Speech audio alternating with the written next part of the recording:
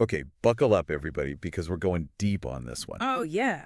This is a story that has fascinated and perplexed people for literally millennia. Absolutely. It's the binding of Isaac from Genesis chapter 22, Heavy stuff. straight from the King James Version of the Bible. Mm-hmm. And you sent this one in, so That it is.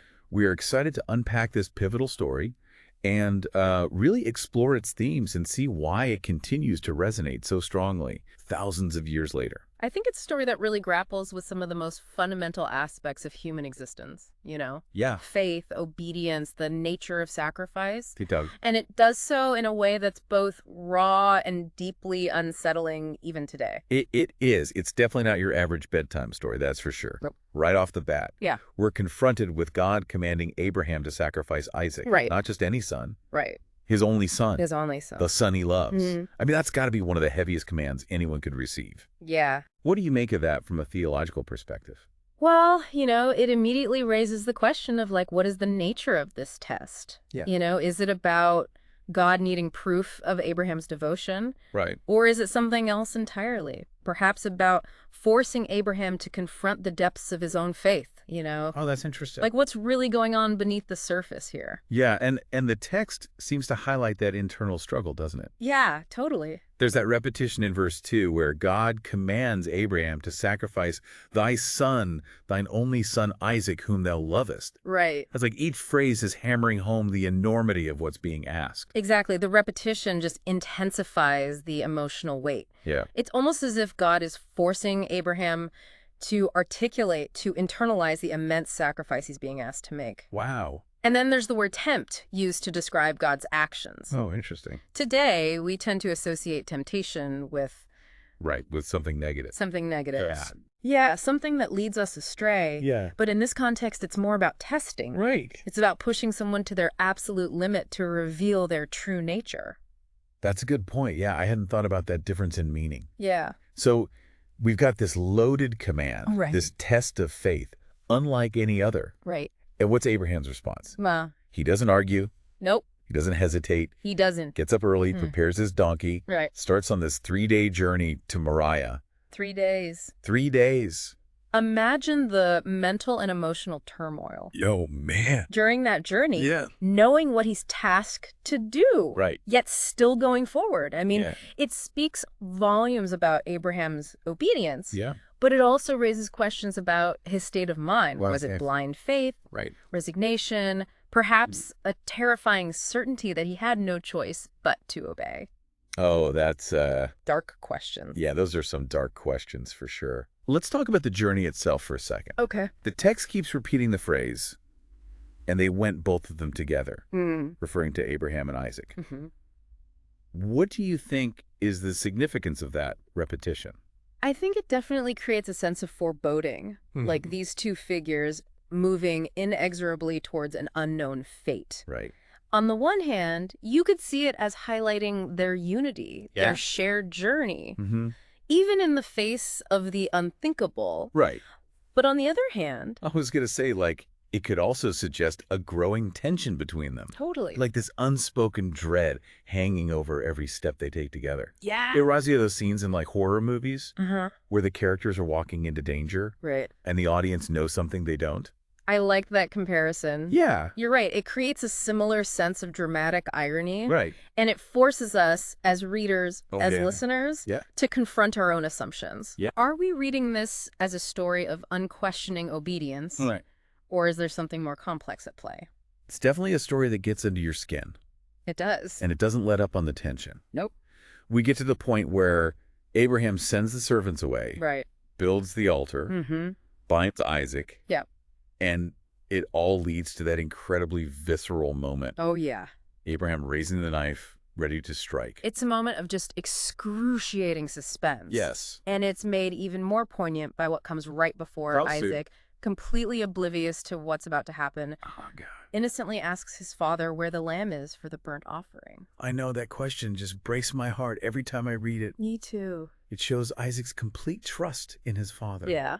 His innocence in the face of just unimaginable horror. It's tough. And then there's Abraham's response, God will provide himself a lamb. Right.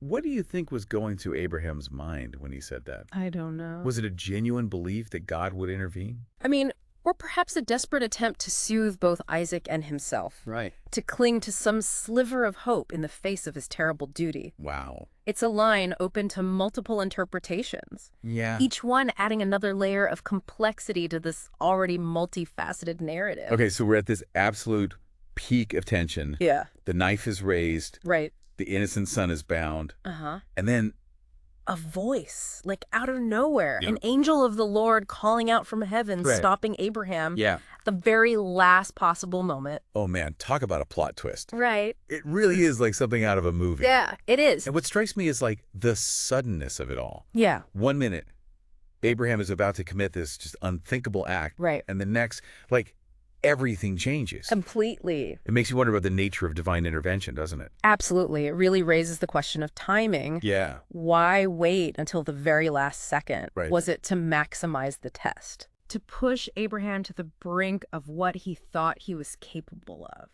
Right. Or was there like a different purpose at play? And then there's that other fascinating detail. Right. The ram caught in the thicket, Behind Abraham. not in front of him, but behind him. Behind the... Why do you think that's significant?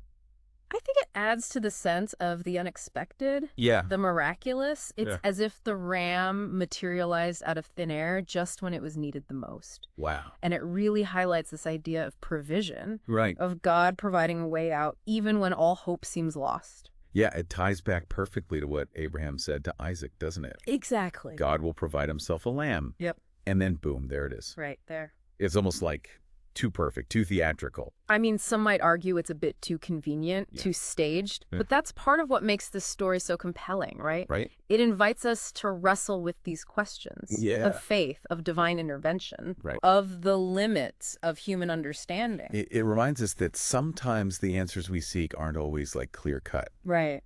There's ambiguity. Yeah. There's mystery. Absolutely. And that's okay. Yeah. It's in those gray areas that we're often forced to confront like our deepest beliefs. I think you're totally right. And that brings us to like the aftermath. Yeah. Abraham names the place Jehovah Jireh. Mm-hmm. The Lord will provide. Powerful. It's not just a name. Yeah. It's a declaration of faith, Absolutely. a testament to the belief that even in the darkest moments, Yeah. there's a force greater than ourselves Mm-hmm.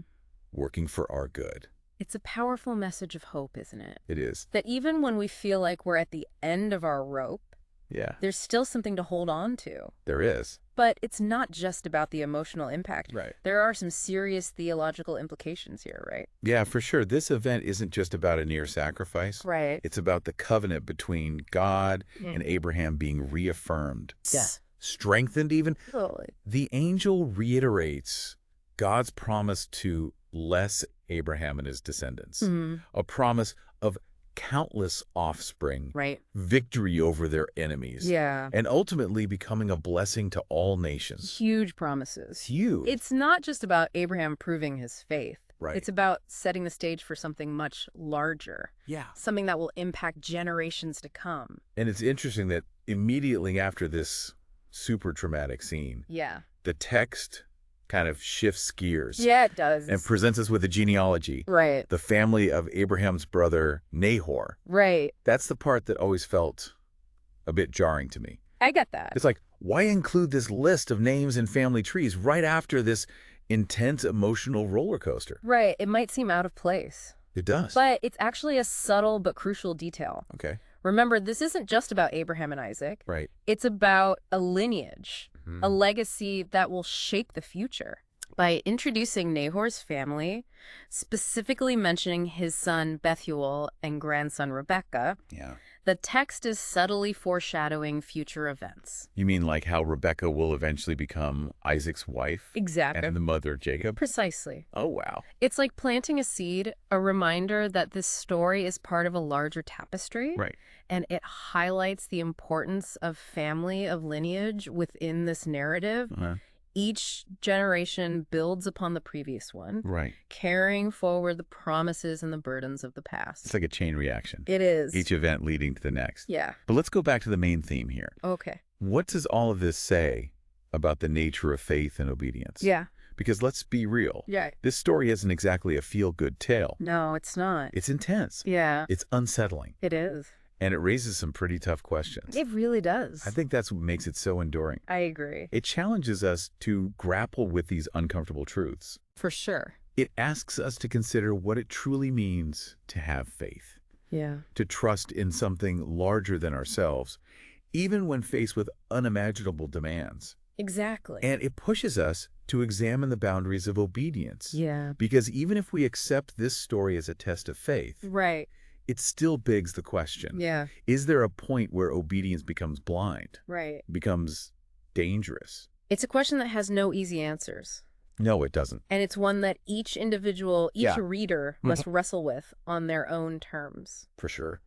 What's fascinating here is that the story itself doesn't provide any easy resolutions. Right. It leaves us with these lingering questions, Yeah. these moral and theological dilemmas Yeah. that continue to resonate across centuries. It's almost like an open invitation Uh-huh. to engage in dialogue, Yeah. debate, Right. to search for meaning within this text. Absolutely. It doesn't dictate a single interpretation, Right. but rather encourages us to, find our own truth within its complex layers. Yeah, I think that's where the real power of the story lies. Oh, interesting. It's not about providing neat and tidy answers, Right. but about prompting us to think critically, Uh-huh. to question our assumptions, Right. and ultimately to arrive at a deeper understanding of our own beliefs and values. So what does this all mean for us today? Yeah. Thousands of years removed from this ancient Yeah. tale. Right. What can we take away from this story that's relevant to our modern lives?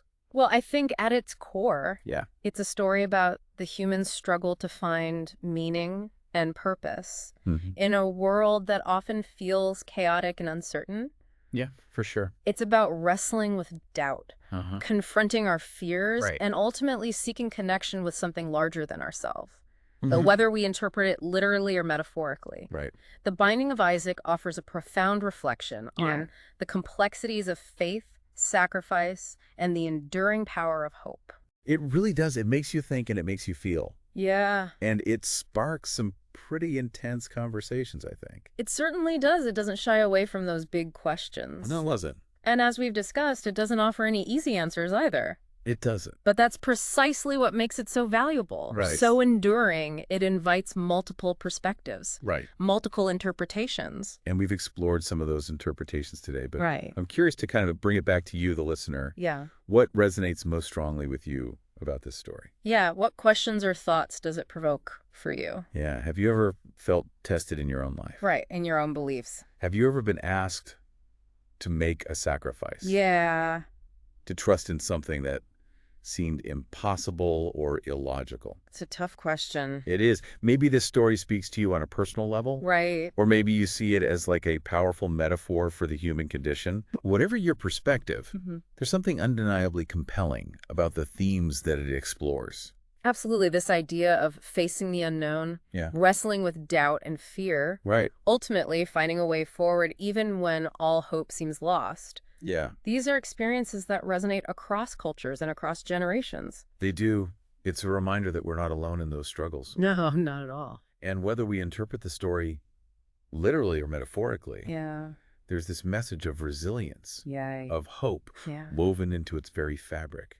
It suggests that even when we feel lost and uncertain, Mm. there's a force of love and compassion that's always present, Yeah. always working in ways we may not always comprehend. That's a pretty powerful thought to hold on to. It is. It's a reminder that even in the darkest of times, Yeah.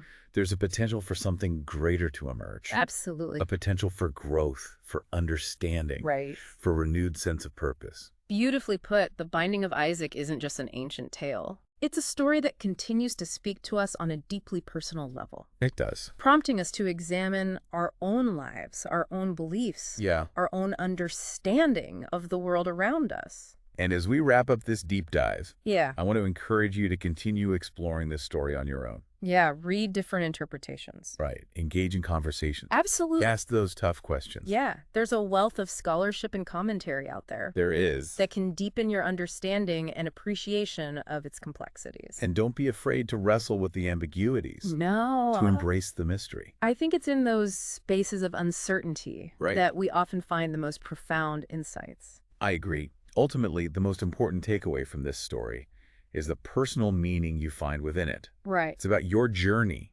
Yeah. your interpretation, your connection to these timeless themes of faith, sacrifice, For sure. and the enduring search for meaning.